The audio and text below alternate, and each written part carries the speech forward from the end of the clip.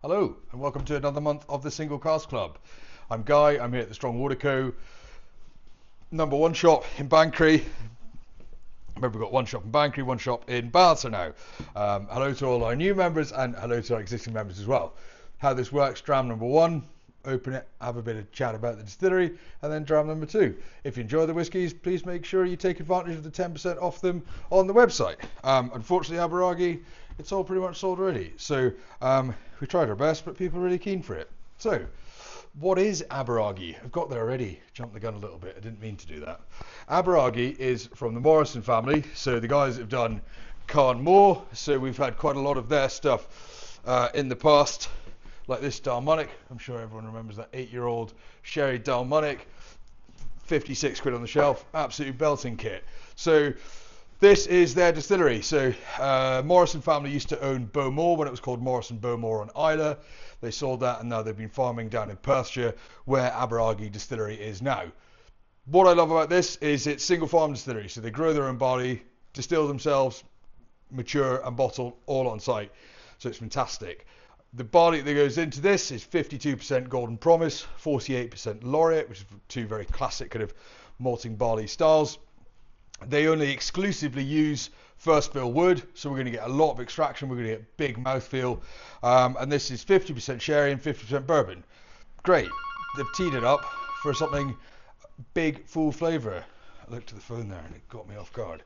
So, yeah, this was distilled, well, they first distilled liquid on the 1st of November 2017, and the spirit that's gone into this is kind of an 8-year-old. It's not age stated, but they've not rushed it. It's not something it's not super young. I don't think they've kind of waited for that.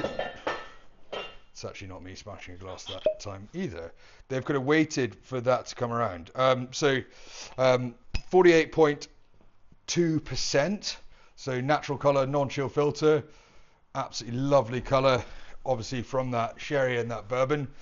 On the nose, it's just apple pie. It's golden pastry and brown sugar. I think for a new release dram, I think this is one of my favourites that I've tried in a long time. It's big. It's a big, bold, heavy style spirits, which I really enjoy. Matching that with first fill casks, so you get that mouthfeel, that kind of real sturdiness to the dram. I think it's fabulous. So yeah, baked apples, golden pastry, brown sugar, kind of brown butter, burnt butter, that kind of real caramelization in there. And then on the palate, cheers.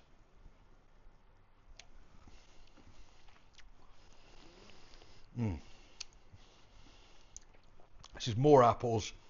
It's pruny. It's got this lovely vanilla element from the bourbon. Then you get this toasted kind of tannin oak volume kind of on the side of the tongue, and then it just rounds off into this very soft kind of custardy vanilla.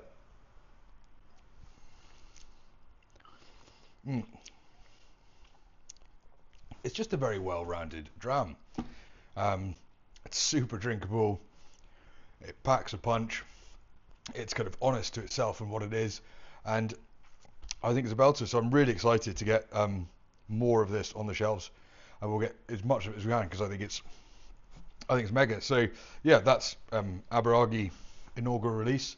So that's, I'm glad all of you, if you haven't got a bottle, I'm glad all of you have at least a dram in front of you so you can try it, because that's cool and I like it. So yeah, enjoy that, and we shall get to dram #2. So dram #2, I've changed. That was here's one I prepared earlier. It's the next day.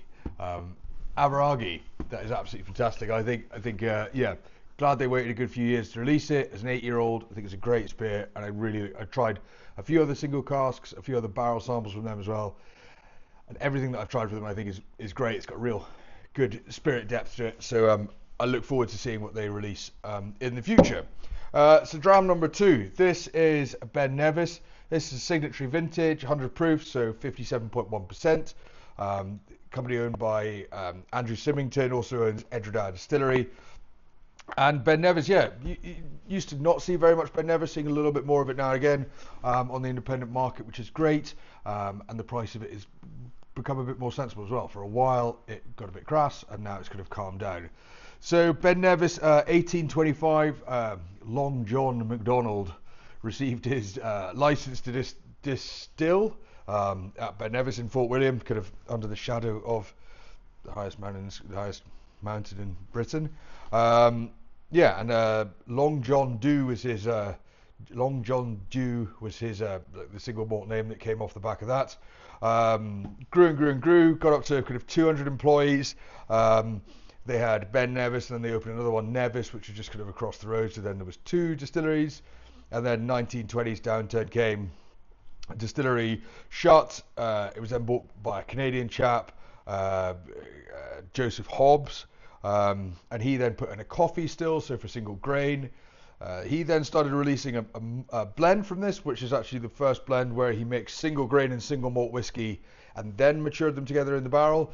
So that was a really interesting process. And then later in life it was sold to the Japanese Nika, and yeah, Nika from a barrel was Ben Nevis, in fact. So yeah, Ben Nevis's distillations are a long, slow distillation.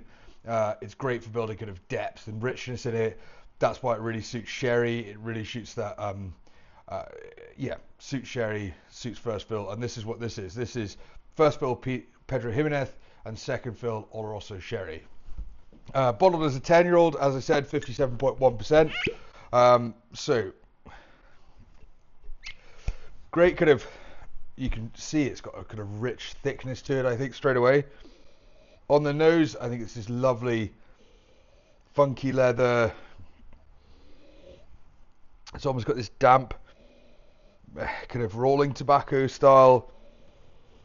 And then behind that, we get into a bit more spice,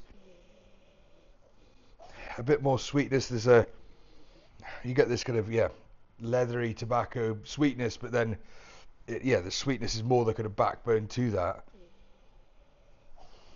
The palate. Cheers.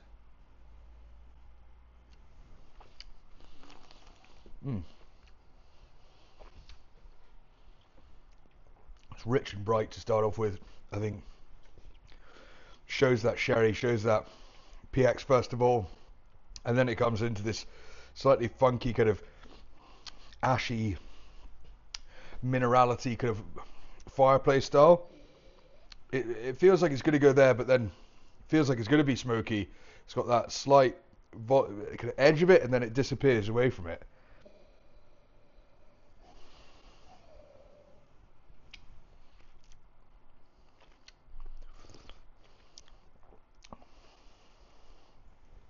It's like a wood tannin that rolls in, like, and you think there's about to be a wall of smoke going to come in, but it's more of a kind of false charge. It turns, it becomes more datey, marmaladey, really quite rich. And then the finish it's sweet, but it's funky. It's almost got this coal fire style smoke, but without the smoke. Sounds a bit weird. It's got this kind of minerality of this coal, kind of earthy minerality to it. More kind of boiled sweets, almonds, and get a little bit of milk chocolate, I guess, at the end there. And yeah, that's a 10-year-old Ben Nevis on the shelf at 50 quid. So 10% discount. That's a £45 bottle of whiskey, which I think is an absolute banger. So yeah, 2 cool drams, I think, hopefully as always. So enjoy them. Enjoy your month, and we shall see you all in April. Cheers. Goodbye.